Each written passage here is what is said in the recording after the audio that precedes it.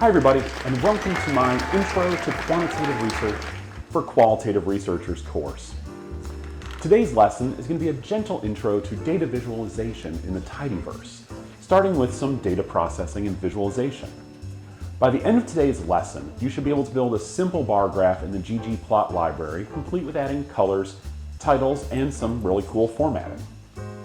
We're going to go through this step by step, and the best part of ggplot is that it's all about adding things on one layer at a time, setting up a clear grammar of graphics, which becomes easy to understand once you get into the language a bit. To interact with this lesson, you should download and install R and optionally RStudio. If you're interested in programming in Python, there's finally a good port of ggplot available there as well. The syntax will be slightly different in some cases, but the ideas should remain the same as we walk through the course, and my primary goal is to walk through techniques rather than just teaching you syntax. ChatGPT can do the syntax for you, but what it can't do is teach you to do smart analyses and to understand how to make compelling visuals. That's what I want to focus on. That'll be what we start today and do through the rest of the course. So the first thing we're going to do is load the babynames package in R, which is basically just a data set composed of frequencies of the names of babies born in the United States by year.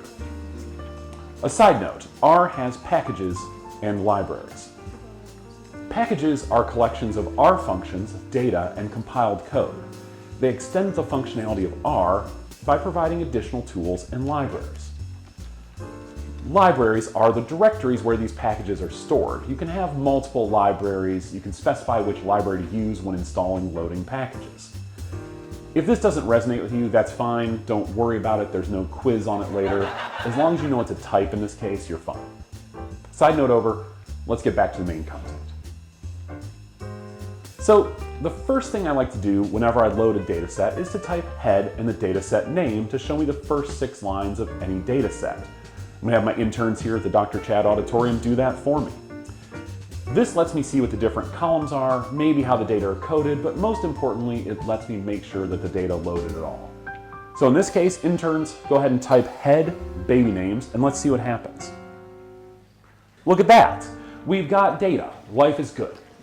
So we have a column here for year, which seems to be a year, sex, which seems to be M/F for men and women, male, female, name, which seems to be a name, N, which is the total number of people named that name in a year, and then prop, which is the proportion of people who were named that in a year. Look at that, life is good, plus 5 points for us. Now we can try to learn a bit about this data set by looking at a summary. We do this by typing summary, parentheses, baby names. Well, that's very exciting, look at that. Well, okay, it's kind of exciting, let's not get carried away. This gives us a summary of the year showing the minimum value is 1880, which means that the first year of the data set is 1880. The max value is 2017, which means the most recent year is 2017. This is really useful info. We also learned that sex is a character, which means a letter rather than a number or something R considers a category, as is name. That might be something to know later, but for now we're not going to worry about it. Right now, let's learn a little bit more about the sex variable. The quickest way to do that is to use the table function in R, which summarizes variables by category and puts them in a, frankly, non-attractive table. To do this, we type table and then tell R what we want to table. We add parentheses, type the dataset name followed by a $, followed by the name of the variable. The $sign tells R to look in the data set on the left of the $sign for a column with the name on the text of the right of the $sign. So the syntax here is table names, parentheses, baby names, $, sex. Again, telling R to make a table of the column sex in the data set baby names. Let's see what happens. Okay, very cool.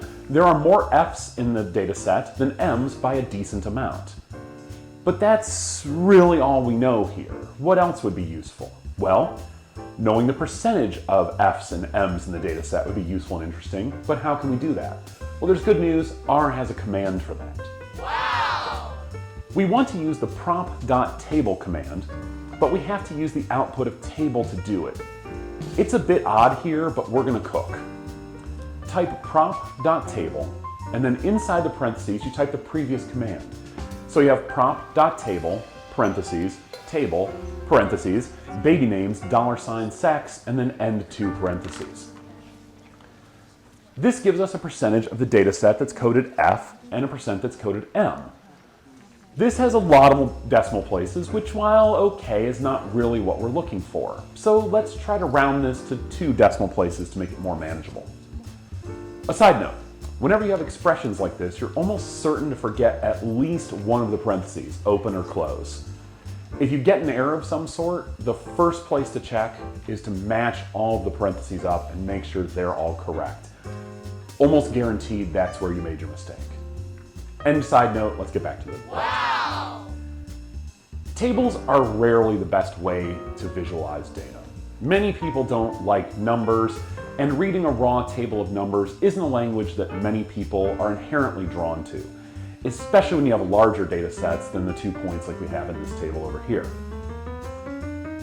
However, we do have a great tool for that, and it's called the bar graph. So let's make one now.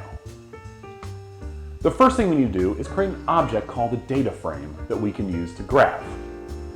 Another side note, this isn't an entirely necessary step, as you can do data manipulation in the bar graph code itself, but that always seems overly complex to me, especially for beginners, and a great opportunity to make mistakes in the code. On top of that, R's error messages aren't particularly clear or helpful, so I just like to keep things as simple as much as possible, and that's what we're going to do here. End side note. Whenever you're creating a new object in R, there are 3 parts. Let's take a look at them here. There's an arrow in the center, the less than sign and the dash. What that means is you take everything to the right of the arrow, save it in the object name on the left side of the arrow. In this case, you have the code we created last time to create a table of proportions plus data frame, which is just a fancy name for a table stored in R. The output of that will be stored in an object called df_props, which is just a name I made up. You can put anything here. I just chose this. Let's see what that looks like by using what we learned earlier. Okay, great. There are 2 variables here. var1 is the sex variable from earlier, and frec is a proportion of each one in the data set. This is what I expected, which is good. Now I know the names R gave in each column, so I'm ready to do some work here. Side note, I could rename the columns if I wanted, but I'm impatient and I want to do some graphing. I'm ready to go, I'm excited, so I'm going to leave them for now. Maybe later we'll change them to show you how to do that, but that's for another day. End side note. Wow! Now that the data is prepared, it's time to make a graph. The first thing we need to do is load the ggplot2 library into R's memory for this session. If you haven't installed it, you'll do so using the code from earlier, but we'll assume you've already done that here. With that one line of code, we're ready to create a graph. ggplot is built on the grammar of graphics, which is worth reading in much more detail than I'm going to go into here, but what that looks like in practice is that ggplot code consists of 3 things: the data, the aesthetics, and the layers. The code starts with ggplot, and then inside the parentheses you tell it what data set you're going to use, and then basic aesthetics. Those aesthetics can be a number of things, but the most basic you'll use in just about every graph you do will have the x and y variables, which tells R what to plot on which axis. In this case, we'll type ggplot, open parentheses, and then the name of the data set. In this case, it's df_props. Then a comma, then the names of the aesthetics we want to add. For now, that's just x equals var1 and y equals frec. That tells R what to do and the basic plotting parameters we want to use for this plot. Easy enough, but if you just ran this code, it'll bring up a blank plot with nothing else.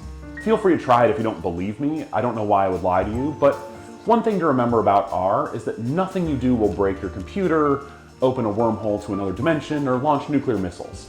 It's a powerful language, but it's not that powerful.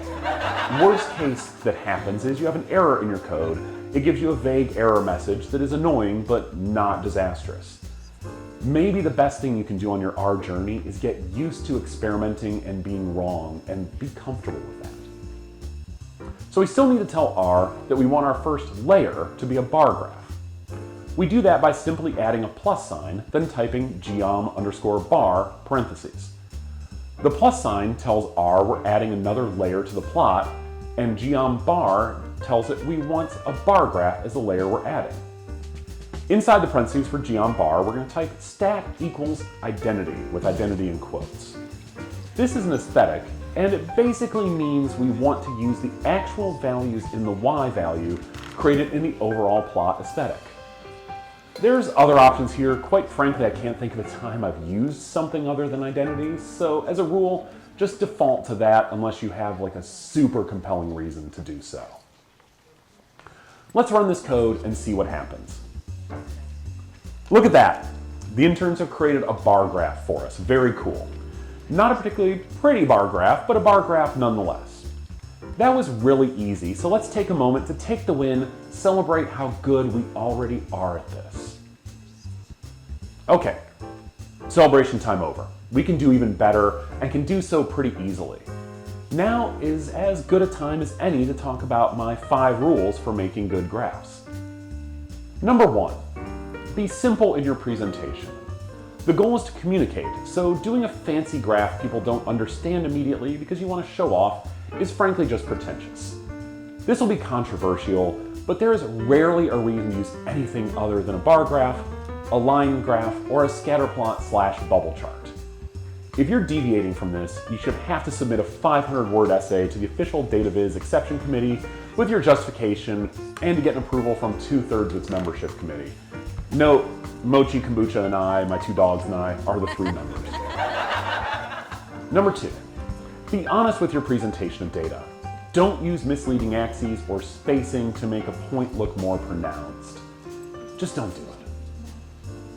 Number 3, what do you want the reader's primary takeaway to be from this graph?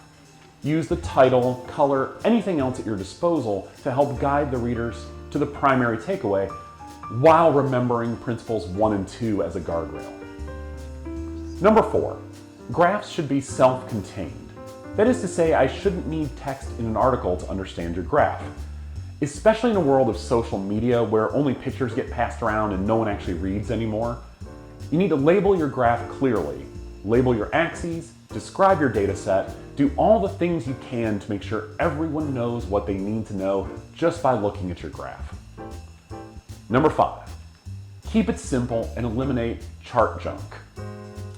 I'm thinking about the potentially apocryphal quote from Coco Chanel, "Before you leave the house, you should look in the mirror and remove 1 item." I like to think she meant this about fashion and data visualization. Political scientist turned data viz guru Edward Tufte has a similar rule about every drop of ink needing to be meaningful if that helps you, but I prefer the Coco Chanel principle. With that in mind, let's start editing this. And once you've used a bar graph and passed the test of principle number 1, I always recommend starting with principle number 2. Be honest with your presentation of data. Looking here, I don't think anything we have is particularly dishonest. The y-axis goes all the way down to 0, which is good because bar graphs that have y-axes that start above 0 are almost always trying to be deceptive. I'm not mad at this graph, but I do think having axes coincidentally cap out at slightly above the top value is a generally bad practice, so let's not do that. Because it's a bar graph of proportions, there's a natural maximum value of 1. We might as well use that, and then no one will be able to accuse us of being dishonest. Plus, it communicates a little better the relation of each bar to the possible maximum, so I think that's probably good as well. We do that by adding another aesthetic that changes the y-axis, ylim. Because we want the minimum y-axis value to be 0 and the maximum to be 1, we just type a plus sign, ylim, parentheses, 0, 1. Let's go ahead and do that and see what happens. So this is very cool. We now have a graph that goes from 0 to 1, which is much better. We've passed the honesty bar, so we can move on to principle number 2 and then going on to 3 while keeping principles 1 and 2 as a guardrail. What is the main takeaway of this graph? Well, this is not a particularly compelling graph, but that's a problem for another lesson. We'll ignore that for now. I guess it's a distribution of names by sex in the data set, so let's lean into that. The best and easiest way to do this is by creating a title for the graph, as it currently doesn't have one. A common but wrong practice when creating a title is to describe the data itself, something like sex of names in the babynames dataset. But while that describes what the data are, it could be a lot better. So let's go with something that highlights the main point of the graph. How about 59% of the names in the babyname dataset are female? That's simple, informative, and reinforces the main point of the graph, so I like it. To do that, we're going to do what we always do to add another layer or aesthetic by adding a plus sign to the end of the previous code. This time we're going to add a title, so we'll use the creatively named ggtitle to do this. All you want with ggtitle is to put the title you want in quotes. So for this case, we'll do 59% of the names in the babynames dataset are females. There might be better titles, but this seems pretty strong, so I'm going to go with it. A note, ggplot defaults to left justified for the title. There is code to center, but at this point I've just learned to embrace the left justification, trust in Hadley Wickham's design choice on this one. If you Google how to center title ggplot, you'll find it pretty easily, or likely your favorite AI program will give you the code as well. But I like it the way it is, so here we go. But yeah, I mean, look at this. We have a cool title for this graph and now have an easy way of understanding what the main point of the graph is. Look how much better this is already. While we're in a labeling mood, let's go ahead and label the axes because var1 and frec are either useless for the reader or even just inaccurate. Let's change var1 to sex and frec to proportion because those more accurately describe the graph itself. We'll do that by again adding more aesthetics with the plus sign and then some simple code. We'll change the y-axis label by typing ylab and then what we want the y label to be inside parentheses. Same for the x-axis label, but it'll be xlab instead. So we'll do plus xlab, parentheses, quotation marks, sex, plus ylab, parentheses, quotation marks, proportion. We'll run this line to see what happens. So this is really exciting. What's even more exciting is we can do even better still. Look at this and then look how much better it can be. At this point, I still think we can do more work to make the main point more clear, but I think we need to Coco Chanel this graph up a bit. Immediately I ask, why the gray background? Let's get rid of it immediately and see if it cleans things up. We can do that by changing the theme of the graph and add another plus sign and type theme_BW parentheses. There are cases when you add things inside the parentheses later, but again, don't worry about that for now. That's for later problems. So look at this. There's less chart junk in terms of unnecessary ink. We looked into the data visualization mirror, took off an accessory, and now we have something much stronger. We can even strip down the grid lines if we want with a different theme. Theme minimal is an option. There's a few other options you can try. You can even build custom ones, but this is my preferred one. Now let's take a journey back to principle number 3, highlight the main point. What else can we do? Well, one good way is to highlight the color of one of the bars, probably the one in the title, F. How can we add color? We can do that, but it requires 2 changes. We'll need to add a fill aesthetic into the original ggplot syntax so it knows what variables need to be given color, and we'll do that by adding fill equals var1 to the AES part of the initial ggplot call. Easy enough. Then we need to tell it more about how it should fill. To do this, we use scale_fill_manual because we're manually deciding a scale and not just letting ggplot decide for us. The main parameter of scale fill manual is values and then a vector of colors the length of the options of var1. Because var1 has 2 values, F and M, we'll give it 2 colors. I like to pick something bold and then something bland. So in this case, I picked dark red and gray. There's some accessibility issues with dark red, feel free to use something else, but that's what I chose here because it's a nice red and it looks like the Ohio State University's colors. Even with accessibility concerns, it's a different saturation than the gray, so it should still show a difference to people. To code this, we add a plus at the end of the previous code, then add scale fill manual, parentheses, value equals C, parentheses, quotes dark red, comma, quotes gray, end parentheses. Easy enough. Let's see what happens. Take a look at that, very cool. The bar for F is nice and bright red, That's helpful and it stands out. It definitely draws my attention to the F bar, which is the point here. But it also added a weird legend on the side. That's chart junk that appeared. We definitely don't want that. So how can we get rid of it? In ggplot, that's called a guide. So to subtract a layer, we add another layer. Let's add a plus sign and then guides, parentheses, fill equals quotation marks none, which will tell us we don't want the fill guide anywhere on the screen. Add that and let's see what happens. Wow! Huzzah! The chart is gone. And look, it's a pretty cool graph right there. It has a clear title, clear takeaway, everything is labeled clearly. Is there anything else we can do? Maybe we can label the bars with their values. That would be helpful. Let's try that. I'm excited. So guess how we'll start? That's right, add another layer with a plus sign. Since we want to add text, we'll add geom_text to the code.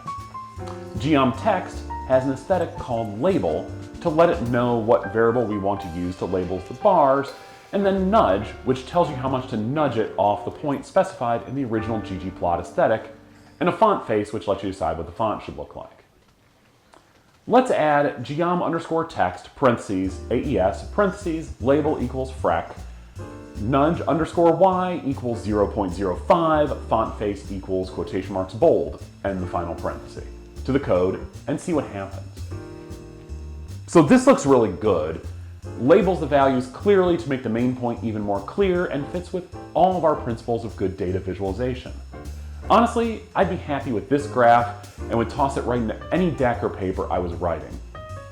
However, I could be slightly happier with the text, especially because it's cut in half by the grid lines.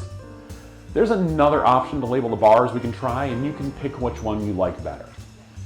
We're going to tweak the geom label a bit so it looks maybe nicer. If we add fill equals white as an aesthetic to the geom label layer, then we can have a white box around the text. I also changed the nudge y to -0.05, which lowers the box into the bar rather than having it above the bar, because I think that looks nicer than having it a little bit higher. Let's see what happens. Wow! So look at that. I think that looks really nice. Again, it fits all the principles of quality data visualization. We have a simple presentation, an honest presentation of data. We've highlighted the primary takeaway through a clear title, use of color, and highlighted the relevant bar and labels on the bars. We have a self-contained graph that doesn't need any extra context to understand what it is and what it says. And 5, a simple presentation that Coco Chanel would be proud of. This is amazing, especially for our first lesson. Take a look at what we've accomplished right here. Everybody take a minute to celebrate the wins we have here. You've made your first graph. This is exciting, this is amazing. We can only go up from here. Let's get ready for next time when we take a deep dive into the other 2 primary graphs you should be using. That's all for today. I'm Dr. Chad here live at the Dr. Chad Auditorium. Looking forward to seeing you next time.